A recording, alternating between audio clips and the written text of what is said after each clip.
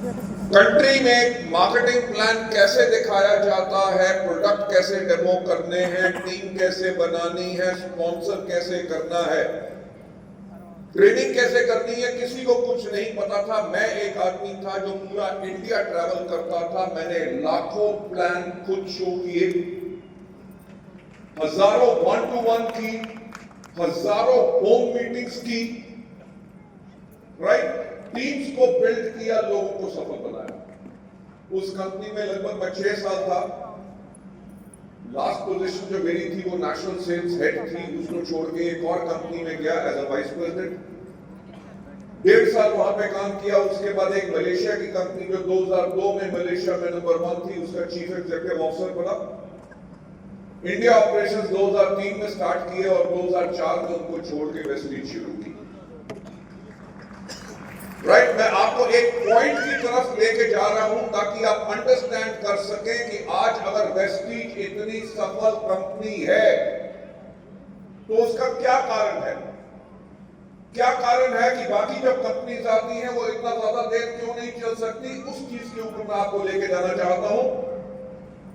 जो मैंने आपको पहले चीज बताई कि लोगों के घर में जा जाके मैंने होम मीटिंग्स की, हजारों 1-to-1 प्लान शो किए, हजारों प्रोडक्ट डेमोन्स्ट्रेशंस की, हजारों स्टेज के ऊपर प्लान शो किए। इस चीज से फायदा क्या हुआ कि मैं अपने लोगों के क्लोज हो गया और लोगों की जरूरत समझ सका।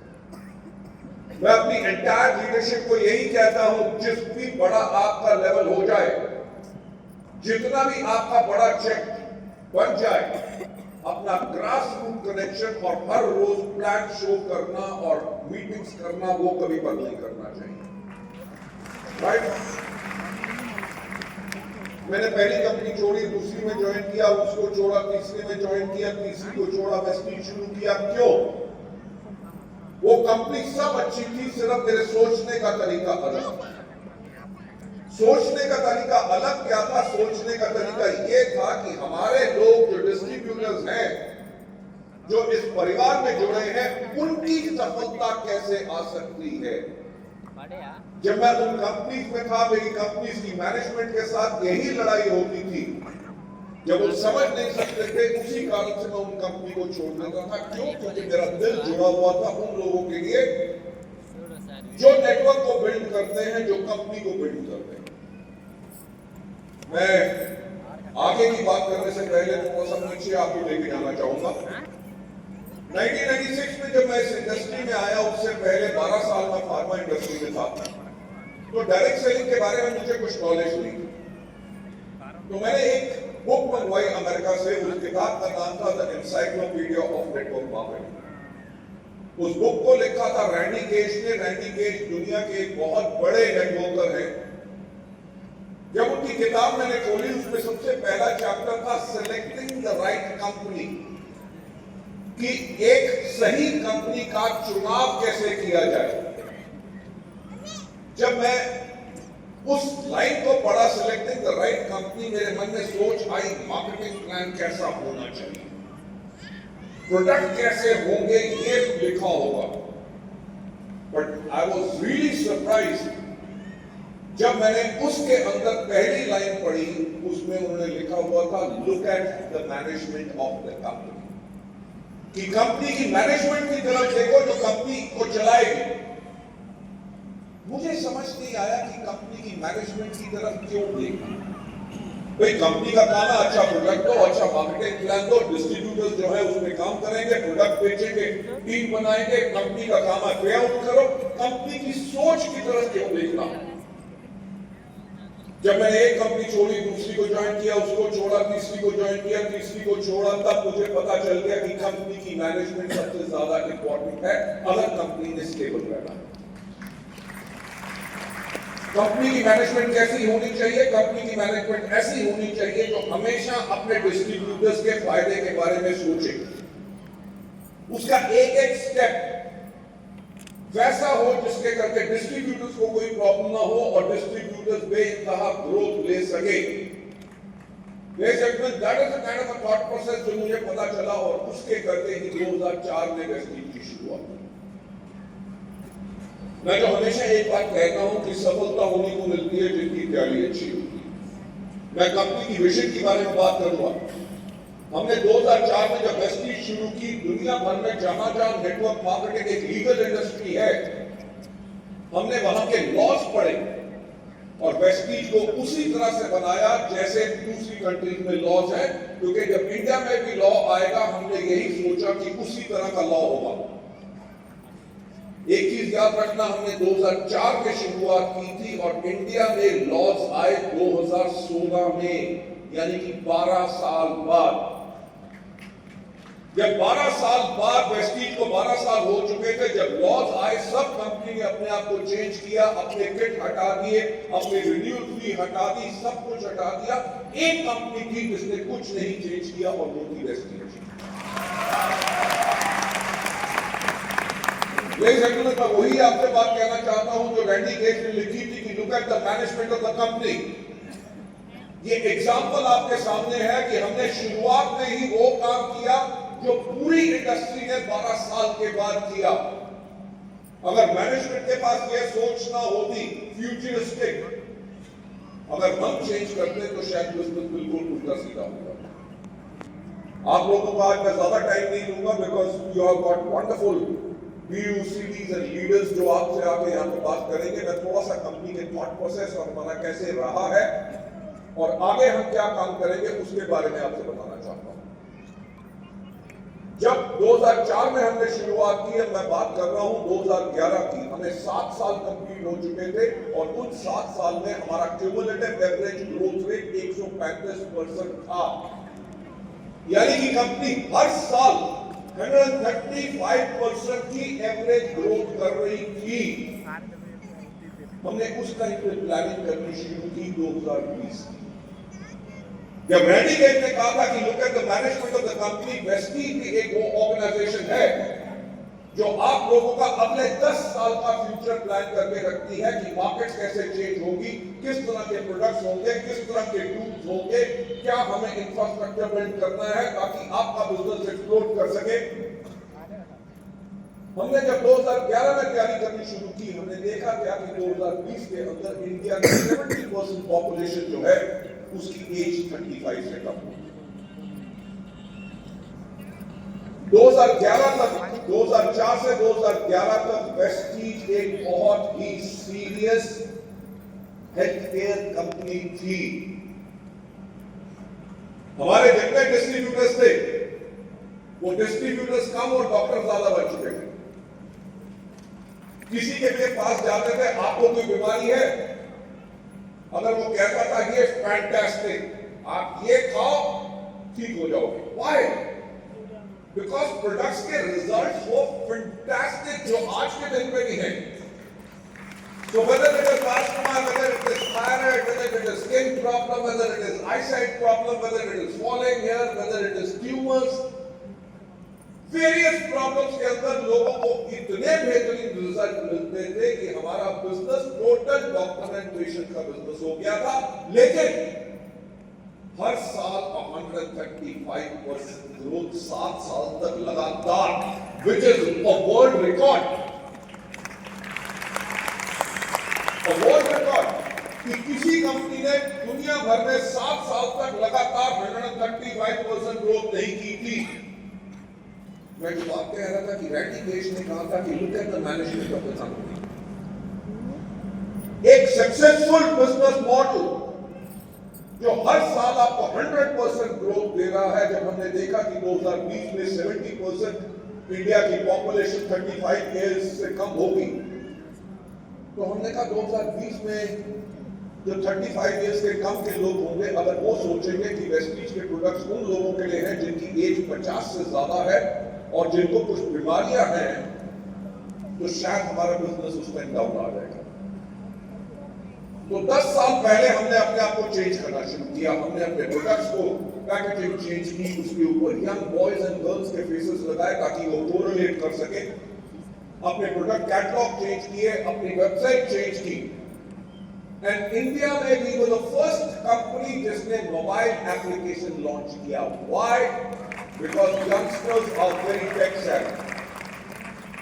They want to have information immediately, उनको services immediately चाहिए। हमने ये किया, हमने True Man as a category launch की, क्योंकि जब यंगस्टर्स आएंगे उस टाइम पे शुरू हो चुका था कि यंगस्टर्स को भी रखते थे, बालों पे स्पाइक करते थे, राइट, कान में बाली डालते थे, गौतम बाली नहीं, दूसरी बाली, राइट। सो हमने तभी मेंस ग्रूमिंग की कैटेगरी ट्रू मैन लॉन्च किया। हमने स्किन फॉर्मुला 9 लॉन्च किया, premium skin care. Why? Because number of beauty parlours were growing, young आने वाली पॉपुलेशन और ज्यादा सुंदर बनना चाहती है, वेल ग्रूम्ड है। हमने एश्योर नेचुरल लॉन्च किया, यूथ आइकॉनिक प्रोग्राम शुरू किए, वुमेन एम्पावरमेंट प्रोग्राम शुरू किए, मिस्टर ऑफ मिलान लॉन्च किया। लेकिन 2011 में हमारा टर्नओवर था 50 करोड़ और 2020 में जब हमने क्लोज किया तो हमारा टर्नओवर था 2200 crore. That's a record of its sorts. कि 50 करोड़ से कंपनी ने 10 साल के अंदर 2200 करोड़ का टर्नओवर किया। ये थी कंपनी की विजन कि दुनिया कहां जाएगी और प्रेस्टीज को हमने उसी के लिए तैयार किया। और एक और इंपॉर्टेंट पॉइंट कि कंपनी की मैनेजमेंट के ऊपर फेथ क्यों रखना है और उनके ऊपर क्यों देखना है, क्योंकि कंपनी की मैनेजमेंट वो हो जो किसी प्रॉब्लम के आगे उसको डर ना लगे और प्रॉब्लम से ऐसे निकाल दे आप सब लोगों को कि ताकि आपको अपने कैरियर की कोई चिंता ना हो। 2011 से 2020 की जो जर्नी है उसके अंदर मैं आपको 4 मेजर इंसिडेंट बताऊंगा। 2011 में जब हमने चेंज किया, 2014 में हमारे माननीय प्रधानमंत्री आए श्री नरेंद्र मोदी जी और उन्होंने कहा मेक इन इंडिया, हाँ या ना, ये सुनो, मेक इन इंडिया कहा और जितने बाहर से इंपोर्टेड प्रोडक्ट्स आ रहे थे उनकी रजिस्ट्रेशन बंद हो गई, कोई प्रोडक्ट बाहर से आना बंद हो गया।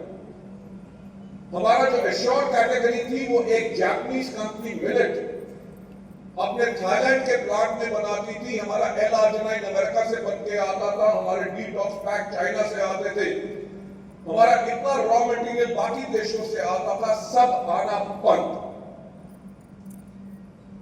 कंपनी ग्रोथ पे है और प्रोडक्ट अवेलेबल बंद। कंपनी ने क्या किया? कह सकते थे अब प्रॉब्लम है, हम कुछ कर नहीं सकते, मोदी जी ने क्या कर दिया।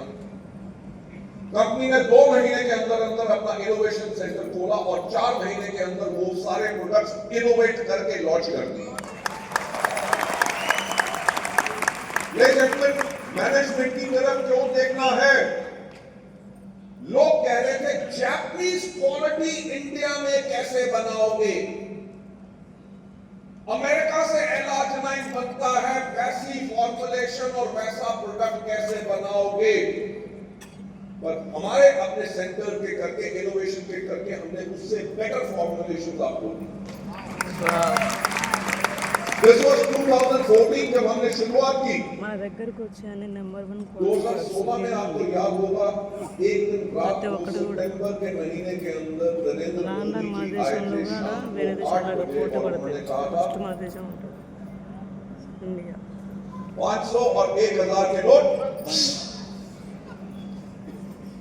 हमारा उस टाइम पे मंथली टर्नओवर था 72 करोड़ रुपीस, जो एक महीने में गिर के आ गया 47 करोड़। जब हमारा टर्नओवर था 72 करोड़ रुपीस, हम टारगेट कर रहे थे 150 करोड़। हमने नई फैक्ट्री खरीद ली थी, नई फैक्ट्री लगा ली थी, हमने नए ऑफिसेस खोल लिए थे, नए वेयरहाउस खोल लिए थे और ज्यादा एम्प्लॉयज हायर कर लिए थे, क्योंकि जब डबल टर्नओवर होगा तो डबल नंबर ऑफ एम्प्लॉयज चाहिए लोगों को सर्विस करने के लिए। और सेल एक महीने में 50% डाउन। कंपनी ने एक आदमी को नहीं निकाला, सारे अपने इंफ्रास्ट्रक्चर को मेंटेन किया। हमें 1 साल लगा वापस 72 करोड़ में जाकर। इसे कहते हैं मैनेजमेंट ऑफ द कंपनी। ये 2 इंसिडेंट आपको बताए जिसके अंदर कंपनी ने पैनिक नहीं किया, बल्कि उसका सॉल्यूशन निकाल के कंपनी को फिर आगे बढ़ाया। 2016 में जब डीमोनेटाइजेशन हुई, 2018 में आ गया जीएसटी। आयुर्वेदिक कैटेगरी के ऊपर 5% वैट होता था, जो जीएसटी हो गया 12%। पर्सनल केयर कैटेगरी में 12% वैट होता था, जो 18% जीएसटी हो गया। मार्केट में नेगेटिविटी फैल गई कि वेस्टीज ने अपने प्रोडक्ट का दाम बढ़ा दिया। समझाया, टीम्स को साथ लिया, thanks to our leadership we started growing again. 2018 के बाद 2020 में क्या आया? कोरोना, जिसने दुनिया को कुछ नहीं करने दिया।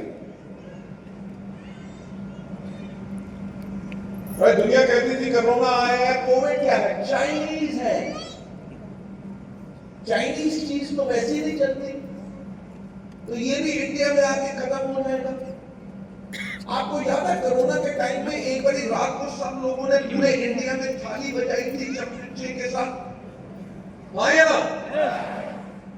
क्यों? क्योंकि थॉट प्रोसेस था कि वाइब्रेशन से कोरोना खत्म हो जाएगा।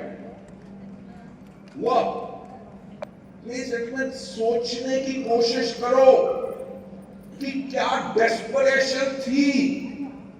कोई सोल्यूशन नहीं था, कोई वैक्सीन नहीं थी, लाखों लाखों लोग दुनिया में मर रहे थे, सारे बिजनेसेस बंद थे, एरोप्लेन नहीं चल रहे, ट्रेन नहीं चल रही, बसेस नहीं चल रही, सारी दुनिया बंद थी।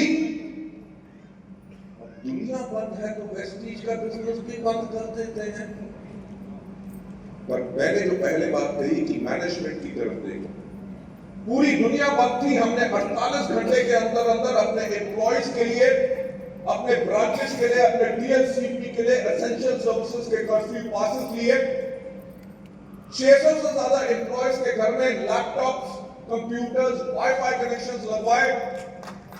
पूरी दुनिया बंद थी, कोई बिजनेस नहीं चल रहा था, लोगों की नौकरियां जा रही थी, लोगों की सैलरियां कट हो रही थी, पूरी दुनिया बंद थी। पर 48 घंटे के बाद दुनिया में सिर्फ एक बिजनेस चल रहा था और वो था वेस्टीज का business.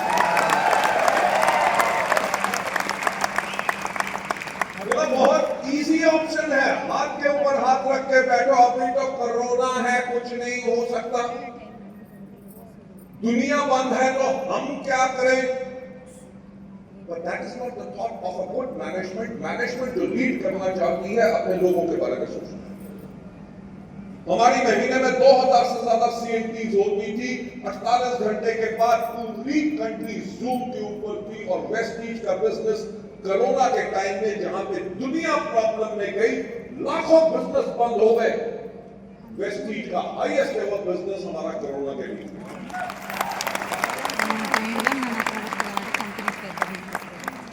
Ladies and gentlemen, I don't know, यहां पर भी ऐसे कुछ लोग होंगे, क्योंकि 2020 में 23 मार्च को लॉकडाउन लगा था और 10 अप्रैल को हमने पे आउट करना था। सारे बैंक्स बंद थे, पर वेस्टीज का जो प्रॉमिस है कि 10 तारीख को पे आउट होगा, हमारा पे आउट तब भी 10 अप्रैल को। उसके साथ साथ 19,000 ऐसे लोग थे जो रेगुलर क्वालिफाई कर रहे थे और वेस्टीज से उनको चेक जा रहा था। कोविड के करके वो क्वालिफाई नहीं कर सके, वेस्टीज ने तब भी उन 19,000 लोगों को जो क्वालिफाई नहीं किए, कंट्री वाइड उनका एवरेज चेक उनको 6 महीने तक दिया।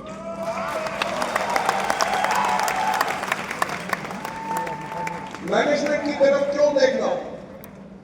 वो टाइम ये था कि सारी की सारी दुनिया, सब कंपनीज अपने कैश रिजर्व बिल्ड कर रही थी, लोगों की सैलरियां कम कर रही थी, वर्क फ्रॉम होम कर रही थी, ऑफिस छोड़ रहे थे ताकि हम पैसा सेव करें कि कब तक कोरोना चलेगा। और वेस्टीज वो कंपनी थी जो अपने पे आउट से ज्यादा पे कर रही थी, क्योंकि हमें पता था कि ये जो हमारे लोग हैं जिनका घर वेस्टीज की आमदनी से चलता है, अगर उनके घर में आमदनी नहीं जाएगी तो वो कैसे चलेगी?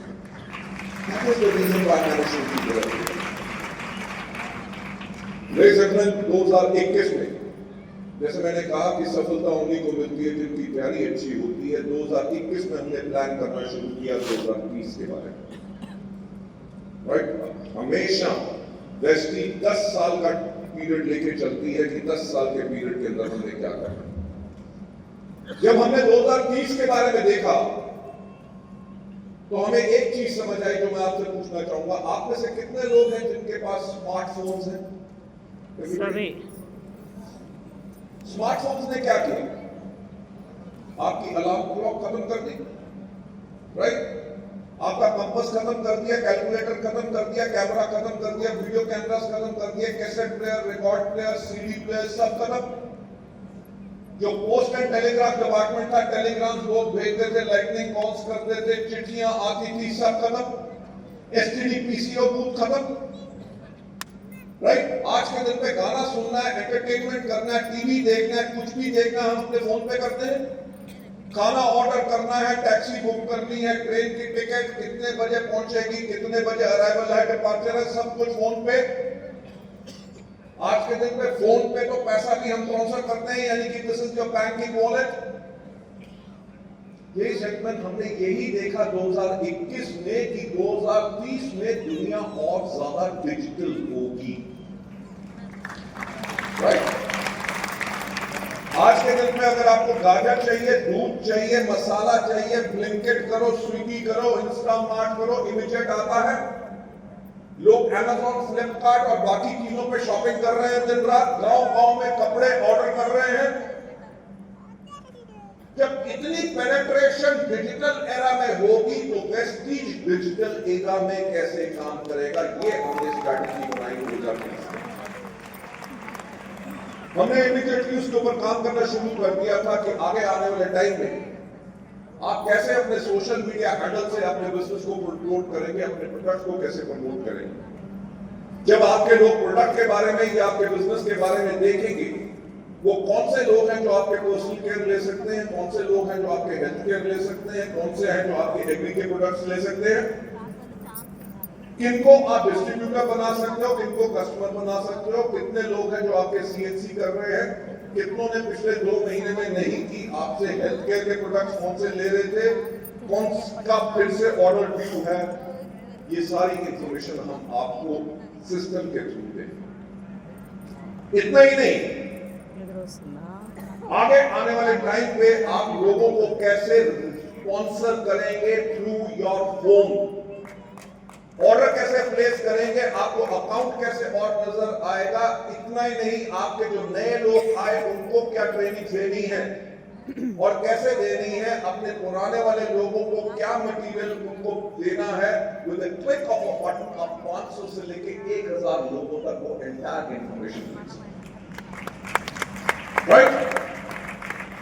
इस डिजिटल एरा के लिए वेस्टीज रेडी हो चुकी है। क्यों?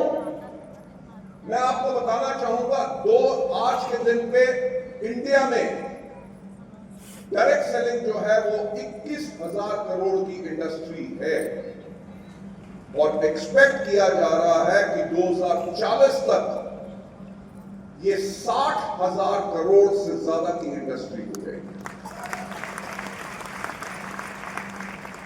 60,000 करोड़ की जब इंडस्ट्री होगी और हम इंडिया में डोमिनेंट प्लेयर हैं, जब मार्केट इंक्रीज करेगी ऑब्वियसली हमारा साइज, हमारा टर्नओवर, वॉल्यूम सब कुछ बढ़ेगा।